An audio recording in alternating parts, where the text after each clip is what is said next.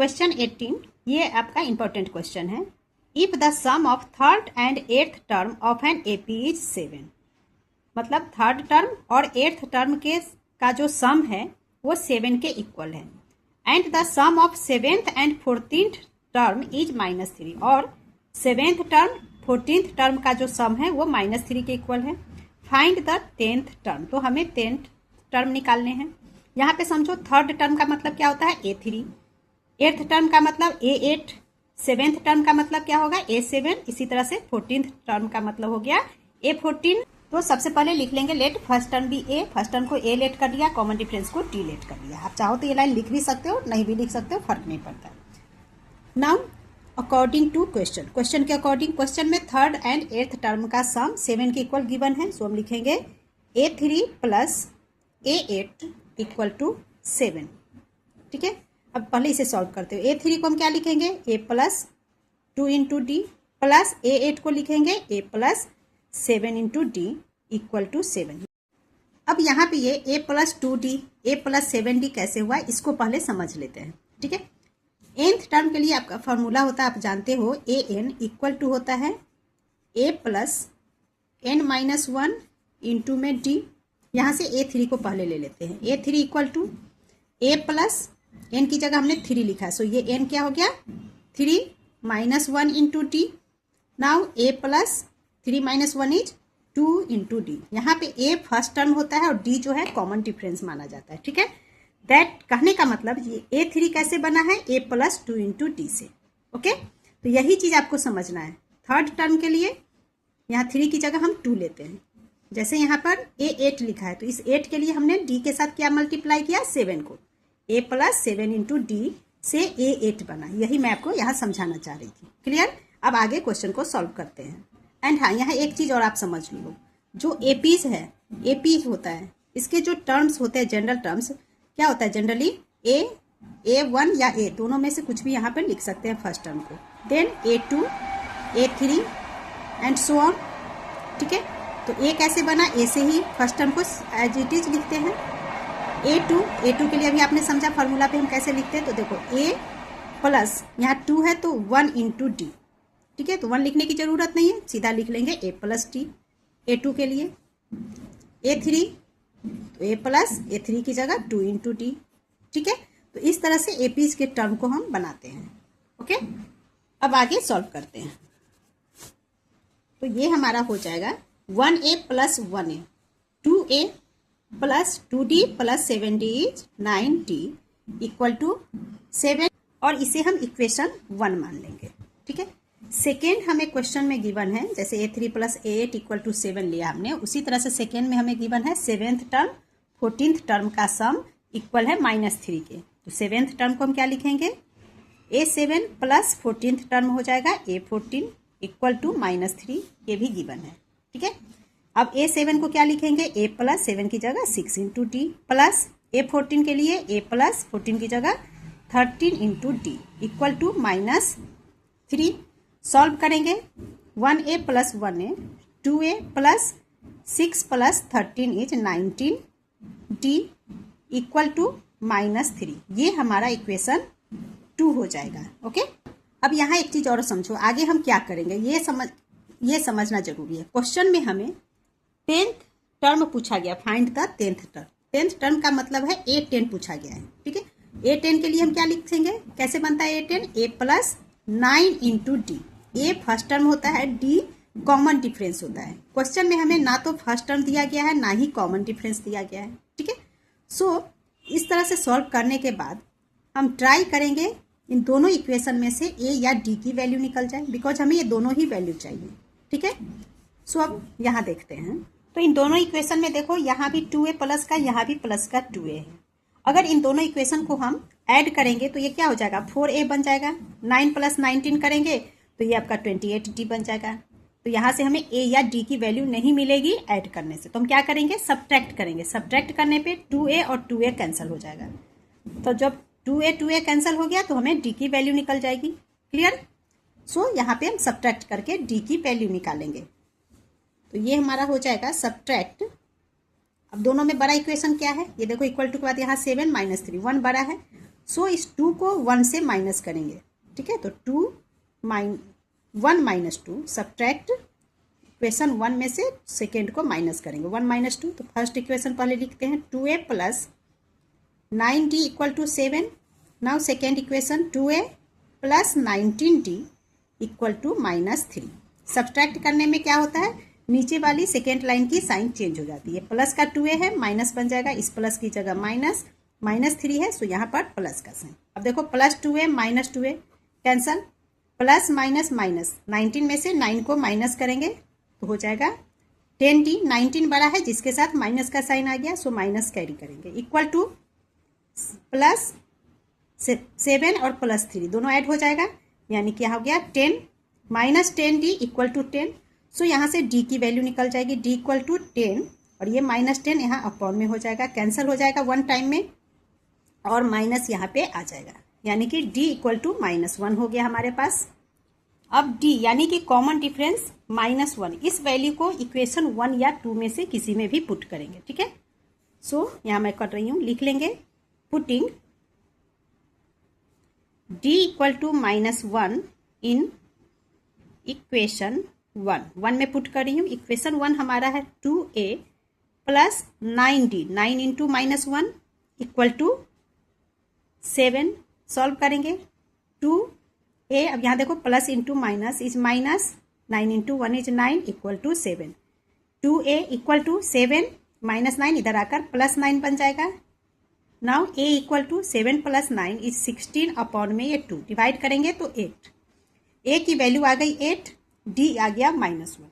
अब आसानी से a 10th हम निकाल लेंगे, 10th टर्म निकालना है, सो लिख लेंगे therefore a10 equal to, a10 को हम लिख सकते हैं a plus 9 into D. So a यानी कि 8 प्लस 9 इंटू डी आया है -1। 8 plus into minus, -9 into 1 is 9 equal to 9 में से 8 गया 1, 9 बड़ा नंबर जिसके साथ माइनस, सो माइनस कैरी होगा। तो 10th टर्म क्या है, -1 is the answer. Now question 19 is important question है। If the 4th term of an AP is 0, prove that its 25th term is 3 times its 11th term. यहाँ पे हमें 4th term 0 दिया गया, यानी कि A4 इक्वल टू 0 गिवन है। तो हमें प्रूव करना है कि जो 25th टर्म है, ये 25th टर्म 11th टर्म का 3 टाइम्स है, यानी कि A25 इक्वल है 3 इंटू A11 के, ये हमें प्रूव करना है। सो फर्स्ट हम लिख लेते हैं A4 इक्वल टू 0, ये हमें गिवन है, ठीक है। तो A4 को हम लिख सकते हैं A plus 3 into D equal है 0 के, एंड यहाँ से हम बोल सकते हैं A equal to plus 3D equal to के बाद आकर -3D बन जाएगा, और इसे हम इक्वेशन 1 मान लेंगे, ठीक है। देन अकॉर्डिंग टू क्वेश्चन, अब हमें प्रूव करना है कि A25 इक्वल है 3 इंटू A11 के, ठीक है। A25 25th टर्म इक्वल है 11th टर्म के 3 टाइम्स का, ये हमें प्रूव करना है। तो इसके लिए हम क्या करेंगे, LHS और RHS पार्ट ले लेंगे। ये LHS है, ये RHS है, ठीक है। सो हम लिख लेते हैं यहाँ LHS। अगर दोनों LHS RHS इक्वल हो गया एक दूसरे के, दैट मीन्स प्रूफ हो गया, ठीक है। सो LHS में है A25। अब A की वैल्यू फ्रॉम इक्वेशन 1 -3D है, उससे पहले A25 को हम कैसे लिख सकते हैं, A प्लस 24D है ना। देन A के लिए -3D हो जाएगा, -3D प्लस 24D, एंड यहाँ ब्रैकेट में लिख लीजिए फ्रॉम इक्वेशन 1। अब देखो माइनस प्लस माइनस, सो 24 में से 3 को माइनस करेंगे तो हो जाएगा 21D, और ये प्लस में है, 24 बड़ा है प्लस में, सो प्लस का 21D, ये LHS आ गया। अब इधर से RHS पार्ट को सॉल्व करेंगे। RHS में हमारे पास है 3 into A11। Now 3 into A11 को हम लिख सकते हैं A plus 10 into D। Then ये हो जाएगा 3 इंटू A के लिए -3D प्लस 10D। सॉल्व करेंगे तो ये हो जाएगा हमारे पास माइनस प्लस माइनस, 10 में से 3 माइनस करेंगे तो 70, और ये 3 है, सो 3 इंटू 70, 10 बड़ा नंबर है प्लस में, सो प्लस का 70 मल्टीप्लाई कीजिए तो ये हो गया 21, 7 इंटू 3 21T। अब देखो LHS RHS दोनों एक दूसरे के इक्वल है, तो लिखेंगे therefore LHS equal to RHS, ठीक है। हेंस हमारा ये क्वेश्चन प्रूव्ड हो गया, सो लिख लेंगे hence 25th term is 3 times its 11th term. ये हमने प्रूव कर लिया, proved. Now question 20 is which term of the AP 5, 15, 25 will be 130 more than it's 31st term. ये भी आपका इंपॉर्टेंट क्वेश्चन लग रहा है, 2027 में पूछा भी गया। देखो क्वेश्चन में बोला जा रहा है ये आपका एपीज है, कहा जा रहा है इस एपी में इसका ऐसा कौन सा टर्म है जो 31st टर्म से 130 ज़्यादा होगा, ठीक है। तो सबसे पहले गिवन एपीज लिख लेते हैं जो कि है 5, 15, 25। अब यहाँ पे ए यानी कि फर्स्ट टर्म 5 गिवन है, सो लिख लेंगे ए इक्वल टू 5। डी निकालेंगे जो कि कॉमन डिफरेंस होता है A2 माइनस A1, ये आपका A1 हो गया, ये A2 का टर्म हो गया, ये A3 हो गया, ठीक है। A2 minus A1 equal to A2 15 minus 5 equal to 10, common difference 10 आ गया, फर्स्ट टर्म आपका 5 है, ठीक है। अब क्वेश्चन में हमसे कहा जा रहा है nth टर्म पूछा जा रहा है, विच टर्म पूछा जा रहा है, मतलब nth टर्म पूछा जा रहा है। तो an इक्वल टू, और कंडीशन दिया गया है कि जो nth टर्म है वो 31st टर्म से 130 ज़्यादा होगा, ठीक है। दैट मीन्स हम लिख सकते हैं a 31 प्लस 130। अब यहाँ पे an इसका फॉर्मूला लेंगे तो nth टर्म का फॉर्मूला होता है a plus n minus 1 into D equal to a 31 को हम लिख सकते हैं a plus 30 into D plus 130, ठीक है। a यानी कि फर्स्ट टर्म जो कि 5 है गिवन, सो 5 प्लस n हमें फाइंड करना है, सो n माइनस 1 इंटू डी हमने 10 निकाला, सो डी की जगह 10 लिख लेंगे इक्वल टू a की जगह अगेन 5 आ जाएगा प्लस 30 इंटू डी 10 है प्लस 130, ठीक है। अब यहाँ पे देखो इक्वल टू का साइन है, इधर भी 5 है इधर भी 5 है, सो 5 से 5 यहाँ पे कैंसिल हो गया, ओके। तो हमारे पास बच गया n माइनस 1 इंटू 10 मल्टीप्लाई में है इक्वल टू 30 इंटू 10 300 प्लस 130, तो ये हो जाता है 430। यहाँ से n माइनस 1 को स्टॉप करेंगे तो हो जाएगा 430 अपॉन 10, 0 से 0 कैंसल हो गया 43। n minus 1 equal to 43, therefore n equal to क्या हो जाएगा 43 माइनस 1 इधर आकर प्लस 1 इक्वल टू 44। मतलब जो एपीज आपका दिया गया है उसका 44th टर्म जो है वो 31st टर्म से 130 ज़्यादा होगा, ठीक है। सो हम लिख लेंगे hence 44th term will be 130 more than its 31st term is the answer. Next question is for what value of n are the nth terms of the APs 9, 7, 5 and 15, 12, 9 the same। ये भी आपका important question है। कहा जा रहा है कि यहाँ पे जो दो एपीज है 9, 7, 5 एपीज एंड दूसरा 15, 12, 9, कहा जा रहा है कि इन दोनों एपीज में n की किस वैल्यू पर nth टर्म सेम होगा, ये पूछा जा रहा है, ठीक है। मीन्स दोनों एपीज से हमें n की वैल्यू निकालनी है, ठीक है। इसके लिए दोनों एपीज से हम एक एक इक्वेशन पहले बनाएंगे जिसे एक दूसरे के इक्वल रख सकें। सो पहले हम लिख लेंगे फॉर फर्स्ट एपीज के लिए फर्स्ट एपीज हमें गिवन है 9, 7, 5 एंड सो ऑन। तो यहाँ पे a यानी कि फर्स्ट टर्म हो गया 9 एंड इसका d निकालेंगे कॉमन डिफरेंस, तो 7 माइनस 9 हो जाएगा। Now d equal to 9 minus 7 is 2, 9 बड़ा है माइनस में, सो माइनस का 2, ठीक है। Then A N equal to nth term के लिए n की वैल्यू पूछी जा रही है। So A N equal to nth term का फॉर्मूला लेंगे a plus n minus 1 into D. Value put करेंगे a की जगह 9 प्लस n हमें फाइंड करना है, सो एज इट इज रहेगा n माइनस 1 इंटू में d माइनस 2 है, ठीक है, common difference, so multiply minus 2।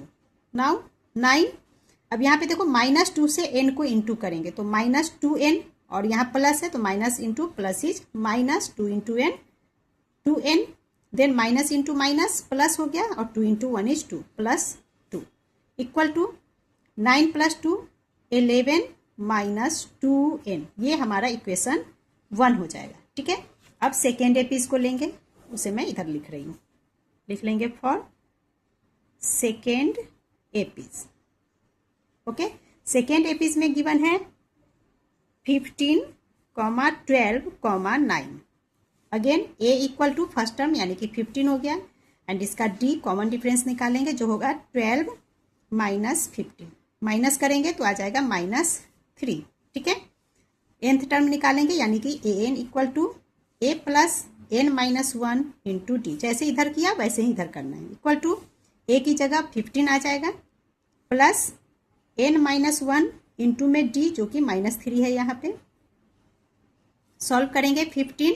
अब अगेन देखो plus into minus, minus 3 into n is 3n, minus into minus plus 3 into 1 is 3, 15 plus 3 is 18 minus 3n। ये हमारा equation 2 हो जाएगा। क्वेश्चन में कहा जा रहा है कि दोनों एपीज के किस वैल्यू पे, n की किस वैल्यू पे इक्वेशन सेम आ रहा है। दैट मीन्स इन दोनों इक्वेशन को एक दूसरे के इक्वल रखना होगा, ठीक है। सो हम लिख लेंगे according to question 11 minus 2n equal है, ये इक्वेशन इक्वल है इस इक्वेशन के, so equal to 18 minus 3n, ठीक है।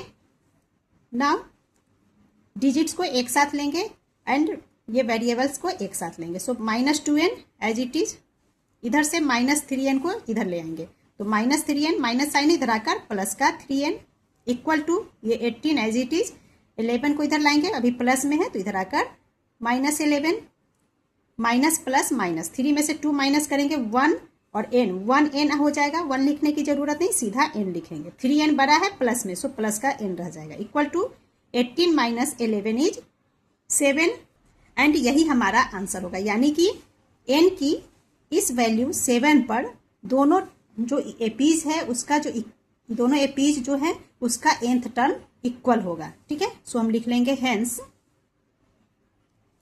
n इक्वल टू 7, ठीक है, इस वैल्यू पर nth टर्म्स